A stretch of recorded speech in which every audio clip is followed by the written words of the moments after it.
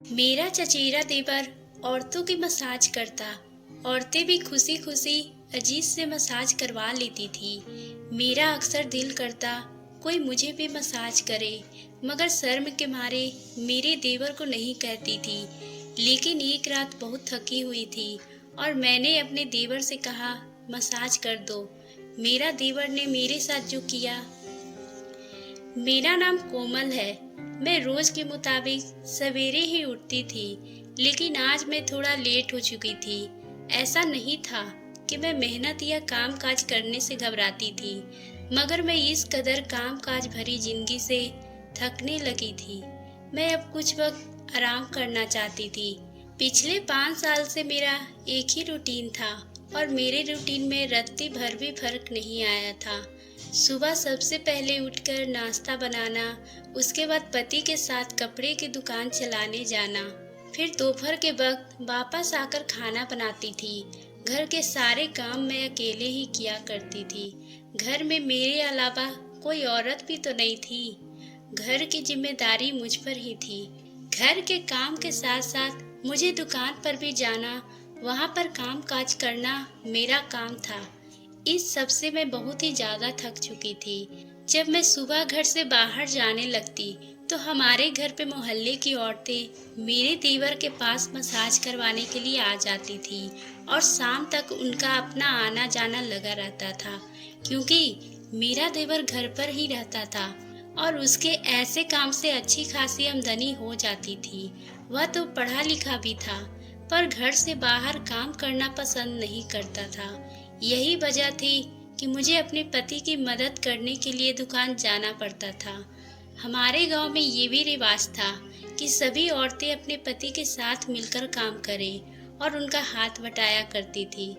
पति का हाथ बटाने के चक्कर में मैं खुद थकान से चूर चूर हो जाती थी। मेरा भी थकान से बहुत बुरा हाल हो जाता था। मेरे भी कभी कभी दिल करता था कि मैं अपने देवर से मालिश करवा लूं, मगर हमेशा शर्म और लिहाज के मारे चुप हो जाती। मेरे देवर बहुत ही अच्छे स्वभाव के इंसान थे। वह किसी से भी ज्यादा फालतू की बातें नहीं करते थे और मेरे ससुराल में भी रिवाज था कि ज्यादा लोगों से बातें करने की इजाजत नहीं थी। मेरे पति ने मुझे सबसे पहले दिन ही बता दिया था कि हमारे घर की औरतों मर्दों के साथ ज्यादा बातचीत करना पसंद नहीं किया जाता। मैं खुद भी कम बोलती थी। मैं भी जरूरत के वक्त ही बात किया करती थी। मेरे देवर ज्यादातर अपने कमरे में ही बंद रहते थे। कभी कभी उनका मूड होता तो वो हम दोनों पति पत्नी के साथ खाना खाते और अपने कामों में लग जाते थे। मेरे देवर अपने कमरे के बगल में ही एक कमरा बनवाया हुआ था, जहां अपना काम करता था। मुझे अपने देवर की स्वभाव समझ नहीं आती थी। वैसे तो वो बहुत ही खामोश और शर्मीले थे, मगर मैं अक्सर सोचती थी, फिर यह ऐसा काम कैसे कर लेते हैं? औरतों की मसाज देने में शर्म नहीं आती क्या? मुझे तो सोचकर ही शर्म आने लगती थी। जब मैं अपने पति से ये बात कहती तो वह हंसकर कहने लगे, उसका तो काम है और रोजगार में उसी से ही चलता है, और वह अपने काम पे शर्माएगा तो खाएगा कहाँ से? उसकी बात सुनकर मैं खामोश हो गई। मेरा दिल करता था कि मेरा भी कोई मसाज कर दे, जिससे मेरी सारी थकान दूर हो जाती, मगर मैं अपने ख्वाहिश को इजहार किसी से भी नहीं करती थी। मेरी शादी को इस वक्त सिर्फ 2 साल ही हुए थे। मेरी सास का देहांत हो गया था। उनके बाद सारी जिम्मेदारी मेरे कंधों पर आ गई थी। मेरी सास की मौजूदगी मेरे एक पल सुख का सांस नहीं ले पा रही थी। 2 साल मैंने जैसे कांटों पर बसर किए थे। वो पल पल मुझ पे निगाह रखती थी। मैं कहाँ जाती हूँ, क्या करती हूँ, उनकी हर नज़र हर चीज पे होती थी।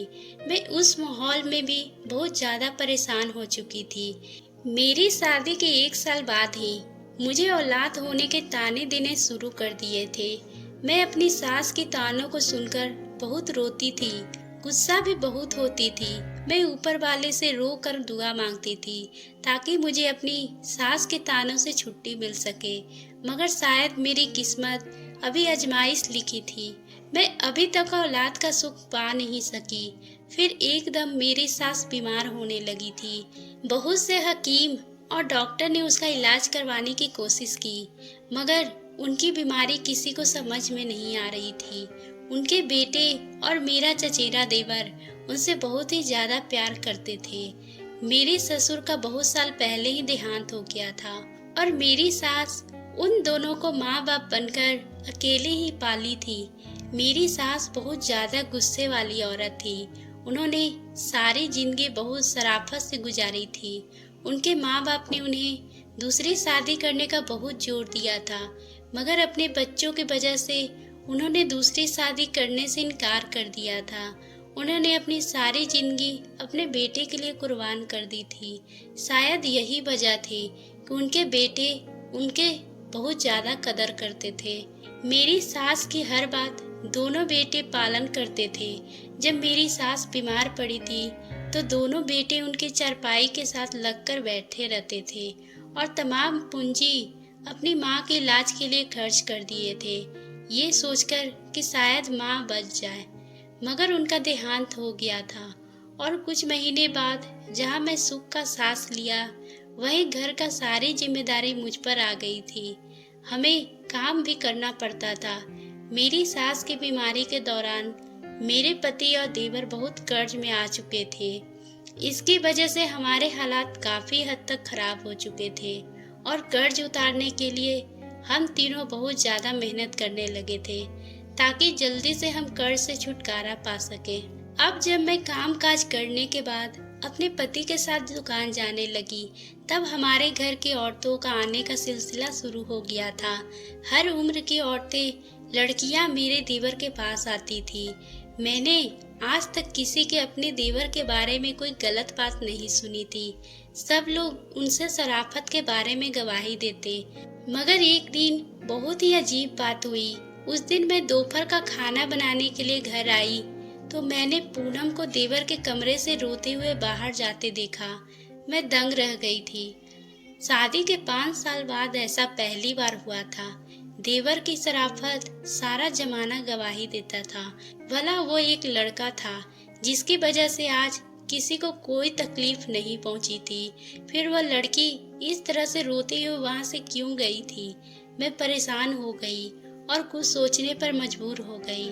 उनके बाद घरेलू जिम्मेदारी, मैं इस बात को जैसे भूल सी गई थी। कुछ ही दिनों बाद मैं दुकान से वापस आ रही थी तो वहाँ लड़की अपने दरवाजे पर खड़ी थी। मुझे देखकर मेरे साथ इधर उधर की बातें करने लगी। मैं उसे जल्दी जल्दी बातें करके मैंने उससे कहा, मुझे बहुत काम है, खाना भी बनाना है और पति को देने भी जाना है। मगर वो बातें खत्म करने का नाम ही नहीं ले रही थी। तब अचानक उसने एक बात बोली जिसे सुनकर मैं चौंक गई। मैं देवर के बारे में बात करने लगी। मेरे देवर ने तुम्हारे साथ अच्छा नहीं किया। मेरे बहुत बार पूछने पर भी उसने कुछ नहीं बताया। मेरे देवर ने क्या किया? इतना बात कहने के बाद वो अपने घर वापस चली गई और मैं उसके बारे में सोचते हुए वापस घर आ गई। मैं परेशान हो चुकी थी कि ना जाने क्या बात है, उस दिन रोते हुए क्यों वापस जा रही थी। लेकिन लोगों का कहना था कि ये लड़की की शोहरत हमारे मोहल्ले में ठीक नहीं है। अक्सर मेरे पति इनके बारे में बातें करते थे कि पूनम की वजह से मोहल्ला खराब हो रहा है, मगर मैं नहीं जानती थी कि आखिर ऐसा क्या वजह था, उसके बारे में ऐसा क्यों कहते हैं। मेरे मोहल्ले में किसी औरत का इतना मिलना जुलना नहीं था, किसी से उनका इतना उठना बैठना भी नहीं था। मुझे ऐसी चटपटी मसाले वाली बातें सुनने को मिलती थी। इस बात मैंने अपने पति के साथ करने के बारे में सोचा, मगर घर की जिम्मेदारियों में मैं इस बात को जैसे भूल सी गई थी कि मुझे अपने बात को करनी थी। इसी तरह वक्त तेजी से गुजरने लगे थे और एक दिन हम दोनों पति पत्नी दुकान के काम कर रहे थे। तभी एक मोहल्ले की आदमी भागता हुआ हमारे पास आया और हमें जल्दी से घर चलने के लिए कहने लगा। हम दोनों ये सुनकर परेशान हो गए थे। ना जाने ये क्या बात हो गई। तेज कदमें उठाते हुए हम दोनों घर वापस आ गए। वहाँ बहुत ज्यादा औरतें भीड़ लगाई हुई थी। औरतें और मर्द वहाँ पर इकट्ठा हुए थे। ऊंचा ऊंचा बोलने की आवाजें भी सुनाई दे रही थी। हम दोनों जब अंदर में दाखिल हुए तो सामने का मंजर देखकर मैं हैरान रह गई। मेरा देवर नीचे की तरफ सर झुकाए खड़ा था और उसके चेहरे और हालात अलग था, जैसे उसका किसी के साथ लड़ाई हुई हो। वहां पर मौजूद मोहल्ले की औरतों से गवाही से मालूम हुआ कि मेरे देवर ने पूनम की इज्जत पर हाथ डालने की कोशिश की है। पूनम वही सर झुकाए खड़ी थी, उसके कपड़े फटे थे और वह रो रही थी। उसकी हालत देखकर मैंने अपना हाथ थाम लिया। ये नज़र मैं अपने देवर की तरफ देख रही थी और अपना सर नीचे झुकाए हुए था। उसकी शक्ल से मेरी झलक पा रहा था कि वह बहुत शर्मिंदा है। पूनम के माँ बाप का कहना था कि मेरा देवर पूनम के साथ शादी करनी होगी। मेरे पति इस बात को सुनते ही बड़े हैरत में पड़ गए थे और गुस्से में चिल्लाने लगे, ये सब झूठ है, मेरा भाई ऐसा नहीं कर सकता। मोहल्ले के बाकी लोग भी मेरे देवर की शराफत की गवाही देने लगे। पूनम के माँ बाप ने कहा विराट को पूनम से शादी करनी पड़ेगी। फिर मोहल्ले के बड़े लोगों ने पंचायत बैठाकर मामला रफा दफा किया। उसके बाद ये जरूर हुआ था कि मेरे देवर की इज्जत पे जैसे ठप्पा सा लग गया था। सब ने उनके पास आना जाना छोड़ दिया था। वो सारा दिन अपने कमरे में बंद रहते, बिल्कुल खोए खोए रहते।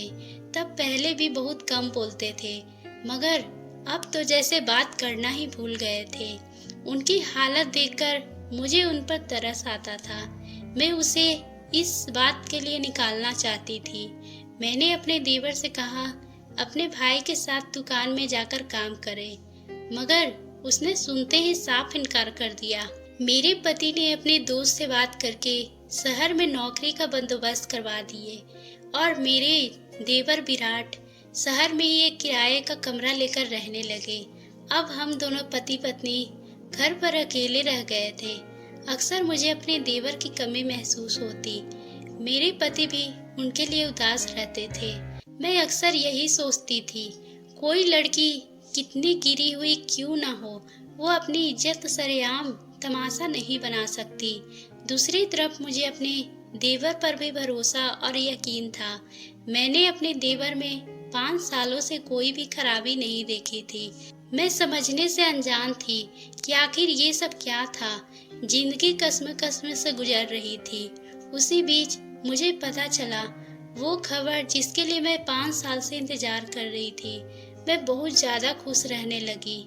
मेरे पति ने मुझे दुकान पर काम छुड़वा दिया था और उन्होंने अपने साथ काम करने के लिए एक नौकर रख लिया था, पर मुझे ज़्यादा से ज़्यादा आराम करने को कहा। मेरी तरफ से वो अपनी औलाद के लिए बहुत ही ज़्यादा खुश थे। हम दोनों ने खुशी के लिए इतने साल इंतजार किए थे।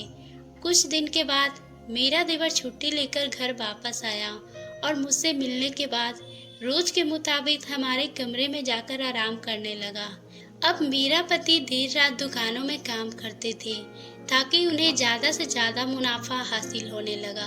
औलाद की वजह से उन पर जैसे जिम्मेदारियां और भी बढ़ गई थी। मैं अब सिर्फ घरेलू काम करके ही बहुत थक जाती थी। थकावट की वजह मेरे जिस्म टूटने लगता। एक दिन मेरी बहुत बुरी हालत थी। मेरे पति अभी तक दुकान से वापस नहीं आए थे। मैंने सोचा कि आज मेरा देवर घर पर है, मैं उससे आज मसाज करवा लूंगी। मैं अपने देवर के कमरे में चली गई। मुझे देखकर वो चौंक गया था। मैंने कुछ देर सोचा मैं कैसे बोलूं, मगर फिर शर्म को एक जगह रखकर और उसे कहा, विराट, मेरा बदन दर्द से तड़प रहा है, लाइट ऑफ करके मेरा मसाज कर दो। लेकिन मेरा देवर हैरानी से मुझे घूर रहा था। फिर कुछ देर बाद विराट ने कहा, नहीं भाभी, प्लीज, ये सब मैं नहीं कर सकता। मेरा और भाई का रिश्ता खराब हो जाएगा। मैं इस रिश्ते को खराब नहीं करना चाहता। आप प्लीज यहाँ से चले जाइए। अपने देवर की बात सुनकर मैं जैसे हैरत में पड़ गई थी। शर्मिंदगी ने मुझे पानी पानी कर दिया था। मेरा देवर ना जाने मुझे क्या समझ रखा था। मैं अपने कमरे में जब वापस आ गई और ये सोचते सोचते अचानक नींद की गहराई में खो गई थी। लेकिन मेरे देवर ने मुझे गलत क्यों समझा? मैं तो सिर्फ मसाज के बारे में ही कहा था। और अगले दिन ही विराट वापस शहर चला गया। कुछ ही दिनों बाद मुझे और मेरे मोहल्ले में एक ऐसी खबर सुनने को मिली जिससे हम सबके होश उड़ गए। पूनम ने सबके सामने रोते हुए इस बात का इकरार किया था कि उसने मेरे देवर पे इल्जाम लगाया था। उसके साथ शादी करना चाहती थी, जिससे प्यार करती थी, मगर मेरा देवर तो एक शरीफ इंसान। उसने पूनम को इस बात के लिए मना कर दिया था। उसे समझाने की कोशिश की थी तो पूनम ने उल्टा ही उस पर ही इल्जाम लगा दिया ताकि मेरा देवर की मजबूरी होकर उसे शादी कर ले। इस बात से ज्यादा पूनम का ही नुकसान हुआ था। उसके लिए सही रिश्ते आने भी बंद हो गए थे। अब एक बहुत बड़े उम्र के आदमी का उसके लिए रिश्ता आया हुआ था और कुछ ही दिनों बाद उसकी शादी होकर यहाँ से चले जाना था। पूरे मोहल्ले के लोग के दिल में जो मेरे देवर के लिए इज्जत थी वो वापस मिल चुकी थी। मेरा देवर सबकी नजरों में सही हो गया था, मगर मैं यही सोच सोच कर परेशान होती रहती थी। ना जाने उस दिन मेरे देवर ने मुझे ऐसा क्यों कहा, उसने मुझे गलत क्यों समझा। ये सोच सोच कर मैं पागल जैसी हो गई थी। फिर दोबारा 1 महीने की छुट्टी पर मेरा देवर जब घर वापस आया, मुझसे नजरें चुरा रहा था। मैंने भी उससे बात करने की कोशिश की। आज भी मेरे पति रोज के मुताबिक घर के बाहर थे। जब मैं अपने देवर के लिए खाना देने उसके कमरे में गई तो उसने मुझसे कहा, मैं आपसे बात करना चाहता हूँ। उसे दिन जो हुआ था मैं उस पर शर्मिंदा हूँ। दरअसल पूनम की वजह से मेरे दिमाग की हालत बहुत ही खराब हो चुकी थी। मुझे ऐसा लगता था जैसे हर औरत मुझ पे इल्जाम लगा देगी, मुझे सबकी नजरों में मुजरिम ठहरा देगी। यही वजह थी कि ना समझे मेरे मुंह से आपके लिए ऐसी बातें निकल गई। आप प्लीज मुझे माफ कर देना। मैंने जो इतने दिनों से इसी कश्मकश में गिरफ्तार थी। शर्मिंदगी ने खुद से नजरें चुराए फिर अपने देवर की इस बात से जैसे मेरे सीने से एक बोझ ही उतर गई थी। मैं भी बड़े दिनों के बाद पूरे दिल से मुस्कुराई थी और उसे कहा, मैं तुम्हारे दिमाग की हालत समझती हूँ। मेरे और मेरे देवर के बीच सारी गलत